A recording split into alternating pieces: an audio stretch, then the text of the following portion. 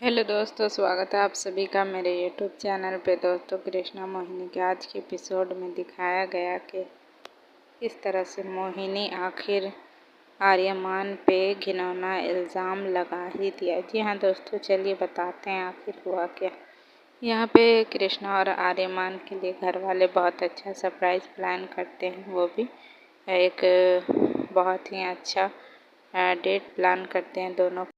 आर्यमान और कृष्णा ये सारी चीज़ें देखकर बहुत ज़्यादा खुश होते हैं और कहते हैं कि घर वालों ने हमारे लिए कितना अच्छा ये डेट प्लान किया। तो यहाँ पे ये सारी चीज़ें दिखाई जाती हैं। वहीं मोहिनी अपने चाल को अंजाम देने का बस एक मौका ढूंढ रही है, जहाँ की जब आर्यमान और कृष्णा सुबह कहीं घूमने जाने का प्लान करते हैं तो ये सारी बातें जो है मोहिनी सुन लेती है।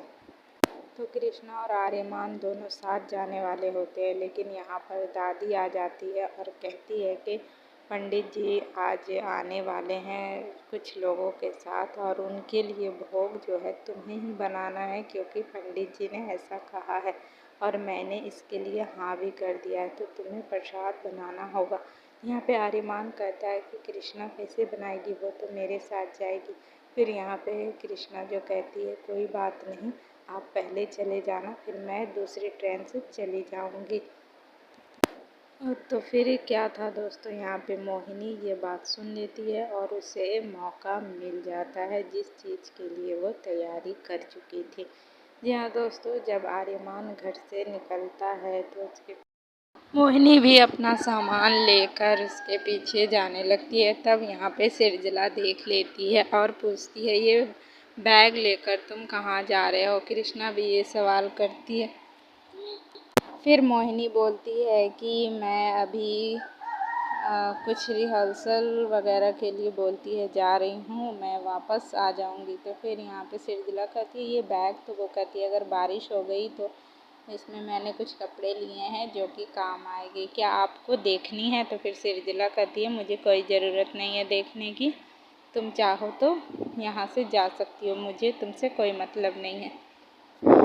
फिर मोहिनी जो है आर्यमान के पीछे चली जाती है। वहीं कृष्णा यहाँ भोग तैयार कर रही होती है जल्दी जल्दी, ताकि सारे काम अच्छे से हो जाए। तो फिर यहीं पे जो है दादी आती है और कहती है कृष्णा को कि तुम्हें लाल साड़ी ही पहननी है और पूजा में बैठनी भी है। तो वो फिर अपने रूम में जाती है और वो लाल साड़ी निकालती है तो देखती है कि पूरे अलमारी में उसका जो है साड़ी नहीं मिल रहा है। तो फिर धनिया पूछती है क्या खोज रही हैं आप भाभी जी।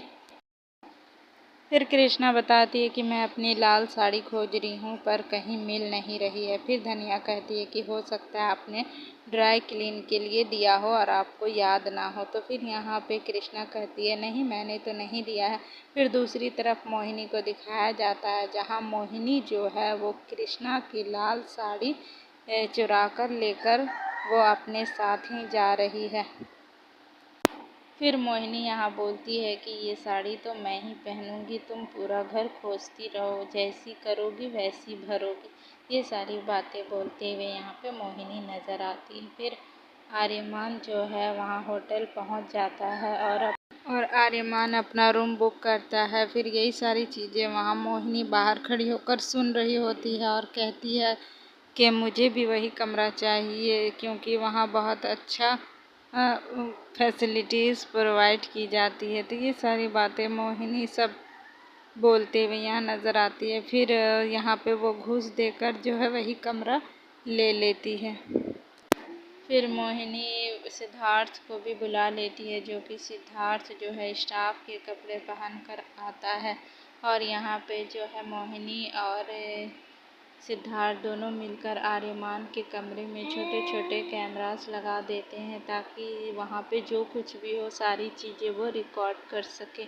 और फिर यहाँ पे कृष्णा का भी सारा काम जो है कंप्लीट हो जाता है। तो यहाँ पे जो है सिद्धार्थ अपनी मॉम सिरजला को कॉल करता है और कहता है कि कृष्णा को किसी भी तरह से वहाँ पे रोक कर रखे, क्योंकि वो नहीं चाहता, वो अपनी मॉम को बोलता है कि मैं नहीं चाहता कि आर्यमान और कृष्णा यहाँ पर आए, क्योंकि मैं उसके साथ कुछ ऐसा करूँगा जिससे वो आर्यमान और कृष्णा दोनों घर से बाहर हो जाएंगे। यही सोचकर जो है सृजला अपने बेटे की मदद करती है और साथ ही में फ़ोन जो है सिद्धार्थ का स्पीकर पे होता है। फिर वो मोहिनी के बारे में कई सारी बातें बोलती है कि वो मुझे पसंद नहीं है, और ये सारी बातें जो है मोहिनी सुन रही होती है। फिर सृजला वैसा ही करती है जैसे उसके बेटे ने कहा है। फिर सृजला जो है भोग का प्रसाद जो है चूहे को खिला देती है, जिस वजह से जो है कृष्णा को बहुत लेट हो जाता है। जब वो देखती है कि सारा जो खाना है वो चूहा खा चुका है, तो फिर से उसे बनाना पड़ता है, जिस कारण से उसे लेट हो जाता है।